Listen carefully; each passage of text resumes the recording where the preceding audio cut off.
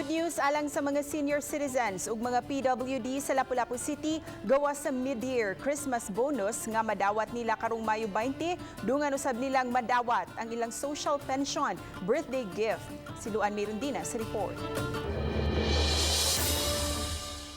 Sa Mayo 20, 21 ug 22 ang distribution sa cash gift alang sa mga senior citizens ug PWD sa Lapu-lapu City. Apan kay gidid-an pa man ang mga senior citizens ug ang mga PWD nga makagawa sa ilang panimay samtang gipaubos pa ang dakbayan sa enhanced community quarantine ang miyembro lang sa pamilya nga may quarantine pass. Ang mamahimong makaklaim niini dala ang authorization letter ang senior citizen ID sa beneficiary ug ang ID sa authorized nga individual. Sa mga senior citizens nga nag-inusara lang sa ilang panimay o baka walay mahatagan og authorization letter, dili na kinahanglang mugawas pa sa ilang panimay tungod kay i-house to house lang ang paghatag sa mid-year Christmas bonus. Gibutyag usab sa mayor nga gawa sa 4,000 pesos nga cash gift nga madawat niya ng adlaw, madawat usab nila ang social pension nga 3,000 pesos ug ang 1,000 ka pesos nga birthday gift. On or before April 20, 2020, kung nagsaysinta na ka,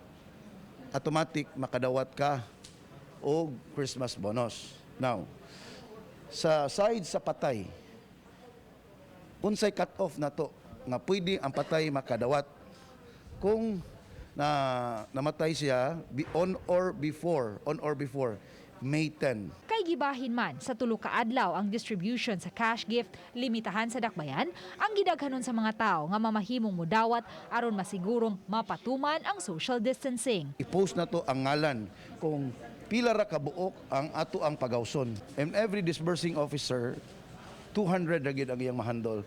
Ana nga 200 gidivide pag ginatugtag 100 in the morning and 100 in the afternoon. Ang dakbayan sa Lapu-lapu may 28,000 ka mga senior citizens ug 6,000 ka mga PWD. Uban ni Godfrey Rilien, Luan Mirundina, Balitang Bisdak.